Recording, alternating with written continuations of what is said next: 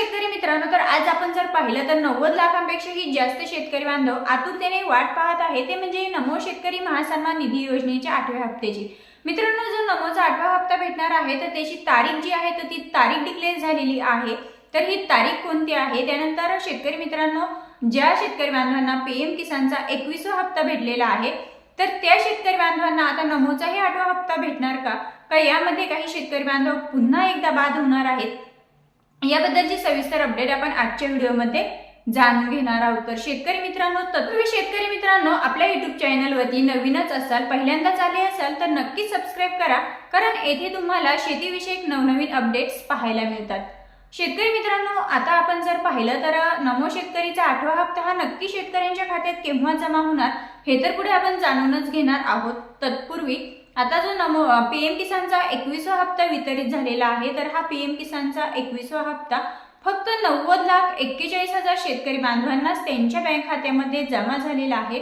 या उलट आपण जर पीएम किसानच्या 20व्या हप्त्याचा विचार केला तर पीएम किसानचा 20वा हप्ता हा 92,41,000 शेतकरी बांधवांना वितरित झाला होता। म्हणजे या दोन्ही हप्त्यांमध्ये जवळपास 2 लाख शेतकरी बांधवांचा डिफरंट पडलेला आहे। आता हा डिफरन्स जो आहे तर या डिफरन्स मध्ये कोणकोणते शेतकरी बांधव वगळले आहेत तेही जाणून घ्या। यामध्ये एका कुटुंबातील एकाच व्यक्तीला लाभ देण्यात आलेला आहे, जसं की एका कुटुंबामधील पती पत्नी आणि 18 वर्षाखालील मुलगा या तिघ जर पीएम किसानच्या 20व्या हप्त्यापर्यंत लाभार्थी ठरलेले असतील, पीएम किसानच्या 20व्या हप्त्यापर्यंत त्यांनी लाभ घेतलाही असेल, परंतु पीएम किसान योजनेचा जो 21वा हप्ता वितरित झाला तर त्यामध्ये त्या कुटुंबातील पतीला आणि ते जो मुलगा त्यांचा 18 वर्षाखालील होता तर त्या दोघांनाही बाद करण्यात आलेला आहे। म्हणजे त्यांना या योजनेतून किंवा या पीएम किसानच्या 21व्या हप्त्यापासून वगळण्यात आलं आणि फक्त त्या कुटुंबातील पत्नीला पीएम किसान योजनेचा 21व्या हप्त्याचा लाभ भेटला। म्हणजे एका कुटुंबातील एकाच व्यक्तीला लाभ भेटला आणि म्हणजेच एका कुटुंबामध्ये फक्त 2,000 रुपये, एका कुटुंबातील एका व्यक्तीला 2,000 रुपयांचा प्रति लाभ भेटला। म्हणजेच असे जर आपण पाहिलं, त्यानंतर जे शेतकरी बांधव इन्कम टॅक्स भरतात अशाही सर्व शेतकरी बांधवांना पीएम किसान योजनेच्या 21व्या हप्त्यापासून वगळण्यात आलेलं आहे। म्हणजे एकंदरीत आपण जर पाहिलं तर जे इन्कम टॅक्स भरतात ते शेतकरी, त्यानंतर एका कुटुंबातील एकापेक्षा जास्त असलेले शेतकरी, हे जे शेतकरी वगळले गेलेले आहेत, यामध्ये जवळपास 2 लाख शेतकरी बांधवांचा आकडेवारी गेलेली आहे। या 2 लाख शेतकरी बांधवांना पीएम किसानचा 21वा हप्ता भेटलेला नाही। मग आता ह्या शेतकरी बांधवांना पुन्हा नमोचा 8वा हप्ता भेटणार का, हा सर्वात मोठा त्यांना पडलेला प्रश्न आहे। शेतकरी मित्रांनो, जर तुम्ही तुमच्या एका कुटुंबातील जास्त व्यक्ती लाभ घेत असल्यामुळे जर तुम्ही अपात्र ठरलेले असाल किंवा मग तुम्ही इन्कम टॅक्स भरत आहात आणि त्यामुळे तुम्ही जर अपात्र ठरत असाल किंवा ठरले असाल तर मात्र तुम्हाला नमोचाही 8वा हप्ता हा भेटणार नाहीये। परंतु या उलट काही शेतकरी बांधव अशा कारणास्तव अपात्र ठरलेले आहेत की त्यांची ई-केवायसी कंप्लीट नव्हती किंवा मग त्यांचा लँड रेकॉर्डचा जो प्रॉब्लेम आहे तो न होता, त्यानंतर त्यांचा आधार त्यांच्या बँकेला लिंक नव्हतं आणि काही शेतकरी बांधवांकडे फार्मर आयडी कार्ड नव्हतं। आता हे 4 ऑप्शन पैकी एक जरी ऑप्शन तुमचं नो राहिलेलं असेल तरी सुद्धा तुम्हाला त्यातून वगळण्यात आलेलं आहे। मग शेतकरी मित्रांनो, लक्षात हे घ्यायचं आहे की हे 4 जे ऑप्शन आहे यातील जर तुमचं एखादं ऑप्शन नो राहिलेलं असेल आणि ते काम जर तुम्ही म्हणजे ते जे ऑप्शन आहे ते जर तुम्ही येत्या काळामध्ये यस करून घेतलं तर मात्र तुम्हाला नमोचा 8वा हप्ता हा भेटू शकतो। परंतु या उलट जर तुम्ही एका कुटुंबातील एकापेक्षा जास्त व्यक्ती होत्या म्हणून अपात्र ठरले किंवा तुम्ही इन्कम टॅक्स भरत असाल आणि त्यामुळे तुम्ही अपात्र ठरलेले असाल तर मात्र तुम्हाला नमोचा 8वा हप्ता भेटणार नाहीये। म्हणजे एकंदरीत शेतकरी मित्रांनो, तुम्हाला तुमचं ई-केवायसी कंप्लीट आहे की नाही ते चेक करायचं आहे, त्यानंतर तुमचं लँड रेकॉर्ड येस आहे की नाही तेही चेक करायचं आहे, तुमचं आधार हे तुमच्या बँकेला लिंक आहे की नाही ते देखील तुम्हाला चेक करून घ्यायचं आहे आणि महत्त्वाचं म्हणजे तुमच्याकडे फार्मर आयडी कार्ड असणं महत्त्वाचं असणार आहे। या 4 गोष्टी जर तुमच्याकडे असतील तर तुम्हाला नमोचा 8वा हप्ता हा नक्कीच तुमच्या बँक खात्यामध्ये काहीही न करता जमा होणार आहे।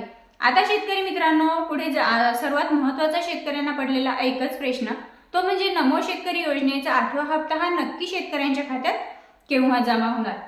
आता शेतकरी मित्रांनो, आपण जर पाहिलं तर पीएम किसान योजनेचा 21व्या हप्त्याचं वितरण झालेलं आहे। हे वितरण 20 नोव्हेंबर 2025 रोजीच झालेलं आहे। म्हणजे जवळपास 1 महिन्याला थोडे दिवस बाकी आहेत। तर हा जो कालावधी आहे भरपूर दिवसांचा कालावधी झालेला आहे, कारण आपल्याला आतापर्यंत जे पीएम किसान आणि नमो शेतकरी योजनेचे हप्ते भेटलेले आहेत यामध्ये पीएम किसान योजनेचा हप्ता वितरित झाल्यानंतर लगेचच नमो शेतकरी योजनेचाही हप्ता वितरित केला जातो। म्हणजे ज्यावेळेस केंद्र सरकारकडून शेतकरी बांधव पात्र ठरतील आणि त्यांना पीएम किसान योजनेचा लाभ दिला जाईल, तर तीच जी यादी आहे तर हीच यादी राज्य शासनाकडे जाते आणि याच यादीवरनं त्या शेतकरी बांधवांना नमो शेतकरी योजनेचा जो पुढील हप्ता असतो तर तो भेटत असतो। म्हणजे आता पीएम किसानसाठी जे 90,41,000 शेतकरी बांधव पात्र ठरलेले आहेत, ते संपूर्ण शेतकरी बांधवांची यादी जी आहे ती राज्य शासनाकडे जाईल आणि राज्य शासनाच्या माध्यमातून आता त्या संपूर्ण शेतकरी बांधवांच्या खात्यामध्ये नमोचा 8वा हप्ता प्रति शेतकरी 2,000 रुपये असा टाकण्यात येईल। आता मित्रांनो, हा हप्ता तर पडणार आहेच, परंतु तो नक्की केव्हा पडणार हाही शेतकरी बांधवांना पडलेला महत्त्वाचा प्रश्न आहे।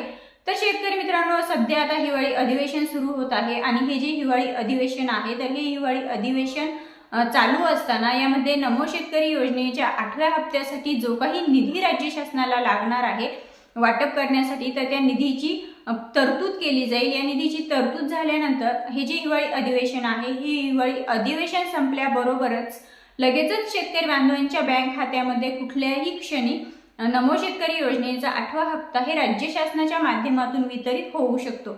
आता मित्रांनो, आता जर राज्य सरकारला नमोचा 8वा हप्ता वितरित करावायचा असेल तर त्यांना अगोदर अधिवेशनामध्ये तरतूद करावी लागते। जेवढा निधी हवा असतो त्या निधीची तरतूद करावी लागते।